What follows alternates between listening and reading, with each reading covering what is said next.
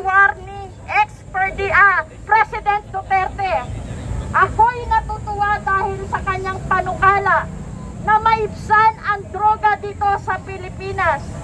Subalit, ngunit naging malagim sa mga taong namatay na pinaghinalaan, namatay na walang hustisya, walang search of warrant, sila ay pinatay ng ganon-ganon lamang.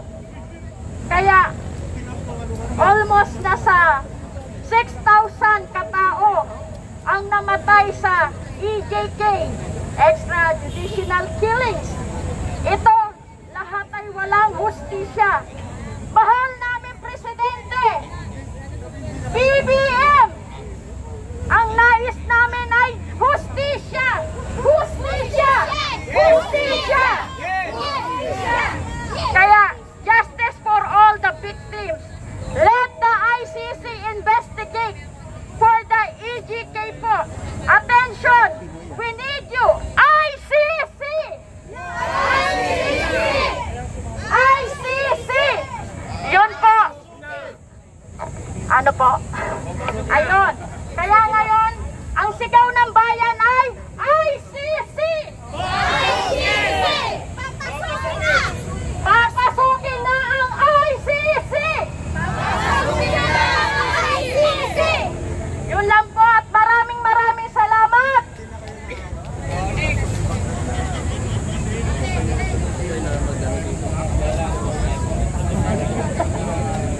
Tinatawagan ko po si Atty. Batalyer. Atty. Batalyer!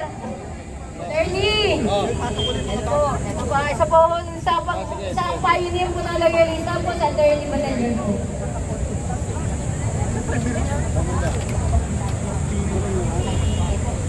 Magandang umaga po sa inyong lahat, mga kaloyalista. Yes, magandang umaga rin.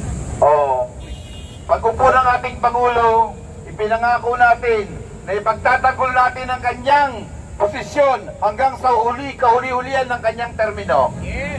Ang Duterte po ay nagbabalak, pag-upo niya pa lang, napatalsigin siya sa tulong ni Gloria Macapagal-Arroyo. Alam naman ho natin ang kanilang gustong gawin. Patalsigin ng Pangulo para makaupo ulit ang mga Duterte. Tandaan po natin, ang formula ay ginawa na nila noon kay Pangulong Estrada. Si Pangulong Estrada po, bakit napatalsik? Dahil naglagay siya ng barko sa ating jurisdiction sa Ayungin Shoal. At yun ang ating jurisdiction ngayon. Sa makatuwid, trabaho ng China yun noon. Kung iisipin natin, ang nagtatrabaho ngayon, ang pro-China sa pangunguna ng pamilya Duterte at ng kanilang mga alay. Mga kababayan ko, mga kaloyalista ko, nagsasalita po ang lahat, wala daw jurisdiction ng ICC sa atin. Sinasabi lang yan ng ating Pangulo bilang paggalang sa ating mga hukuman, sa ating mga prosecution. Pero ang katotohanan po, ang jurisdiction ng ICC ay niresolba na ng Supreme Court.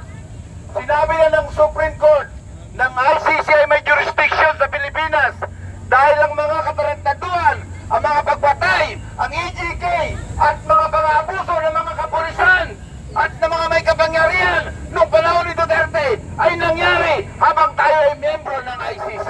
Ipakulong na yan! Ipakulong na yan!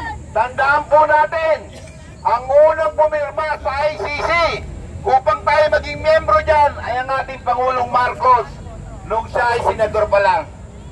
Kaya wag po tayong palilin lang sa mga sinasabi nila. The narratives of the Chinese and the narratives of the mouthpiece of the Chinese in the Philippines are there now in the Senate. Nandyan si Bato de la Rosa, nandyan si Bongo, at nandyan pa mga kasama nila. Puta ng China yan! Upang Puta ng China! Patalsigin na! mga kasamaan ko, ito pong ating pagrarally ay hindi ho ito hipokrituan.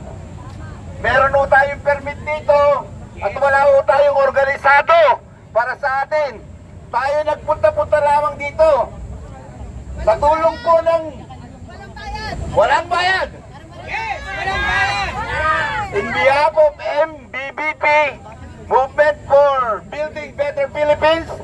Nandito po ako ngayon. Kasama ko yung mga kasamahan namin mula sa Makati, mula sa aming mga pamunuan.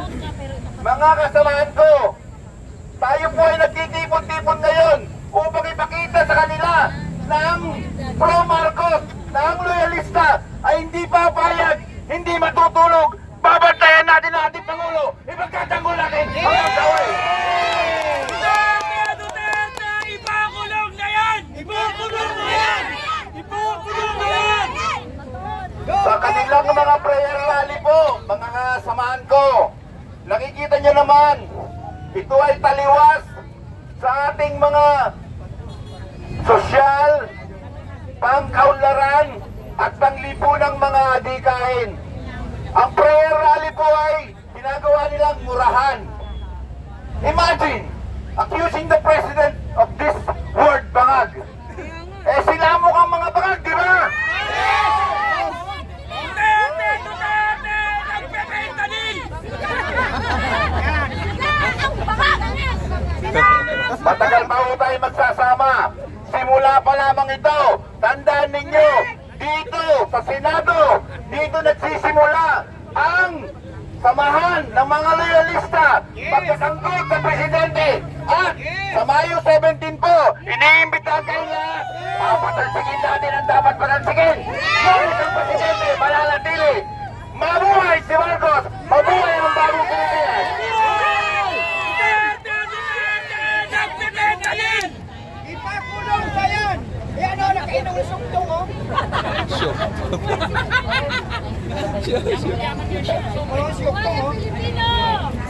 Apo, so susunod po natin pong panauhin po para magsasalita si Nanay Junisha. Kilala niyo ba po si Nanay Junisha, di ba? Opo. Nanay Junisha, halika dito! Halika! Ayan, Clemencia! Halika dito, Nanay Clemencia, sorry. Ay, ito yung nagbigay ng ano, ng pira kay BBM nung campaign. Si Nanay Clemencia sa Nabotas. Sa Nabotas, yung p-shirt. Actually, kilala naman po ng mga vloggers kung sino si Nanay Clemencia. Yes, na-encounter natin. Di ba sa ating mga kanuelista, natatandaan mo po ninyo yung campaign Nagbayaran sa BBM sa na Nabotas? umiiyak. Opo, ito po yung ating kasama ating kapwa-loyalista na nagbigay, nag-donate para kay Presidente sa campaign niya. Isa po katulad dating mamamayan lang ng safety lamang na nagtitinda ng isda.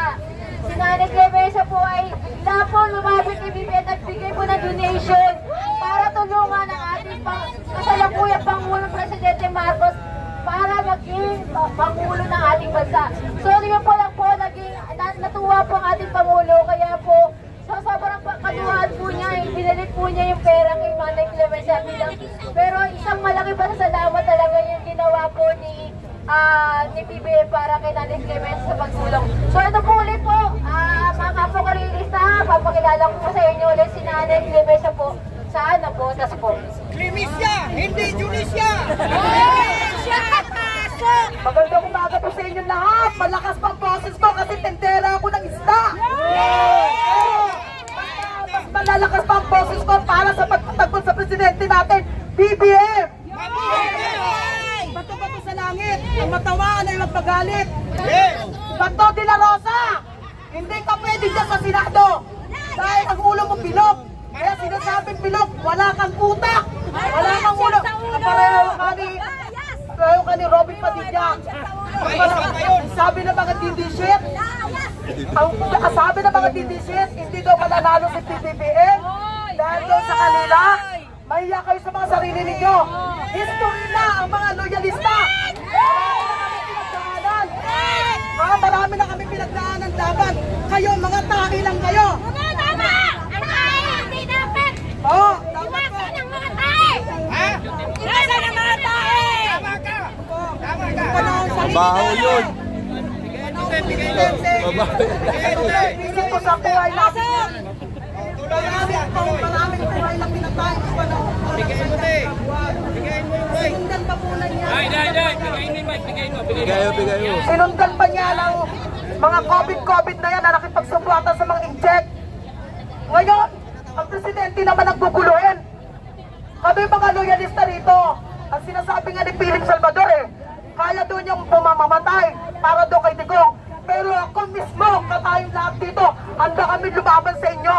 Huwag nyo kami takot-takuti sa mga salita-salita ninyo. Handa kami kahit saan. Kayo mga BBCet, lalo na mga Duterte, hindi na kayo makakatikim ng boto namin sa 2028. Wala na. Ang layunin po natin dito, ang pinaglalaban po natin ay para po sa layunin ng ating presidente. Napakaganda po ng kanyang mga adikain. Bakit po ginugulo ng mga Duterte na to? Kayo dapat mawala kayo dito sa Pilipinas Kayo nang gugulo dito. Tahimik na lahat na dati namin nagiging kalaban ng mga kakamping, mga ginawan. Bakit? Kumakampi sila ngayon sa Presidente BBM dahil nakikita nila ang magandang mga adikain na Presidente. Diba? Ibigay na sa China. Si First Lady Liza Araneta, ginagawa ninyo ng kwento. Kung meron kayong Inday Sara, meron ding Inday Clemencia ng Nabotas. Ang namin pagtanggol ang aming Presidente BBM. Maraming salamat sa mga nag-like mga kabayan. Like po mga kabayan para ma-stop po natin. Kami pa nga pong namimigay Kakainin na lang namin, bibili-bigay pa namin sa kapwa namin. Kung tutusin nga dapat, magdadala sana ako ng isda dito kahit napakarami nyo. Hindi kaya na sasakyan namin. Pasensya na po kayo talaga. Huwag kayo mag-alala. Kung ano yung abot na kami makakaya mga loyalista, pagkaka-ano po natin, pagkakatawag dito, pagkakasayin po natin. Basta wala pong magmamawala pong titikim na kahit piso po sa mga loyalista. Yung mga senador na yan, mga senador na panira sa Presidente, BBM, lumayas kayo dyan. Wala kayong utang.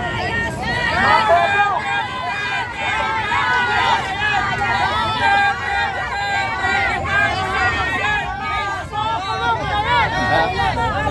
Sa atin ang West Philippines, sa kanila si Duterte.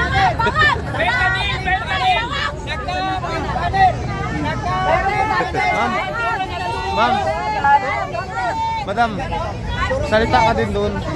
Salita ka rin. Oo, okay lang. Meron po tayong isang kaibabayan dito na gustong manawagan sa ating Pangulo na po ay kinigipit sa kanilang tinitirhan. Marami siyang pinagdadaan, grabe po. Kaya ito po siya.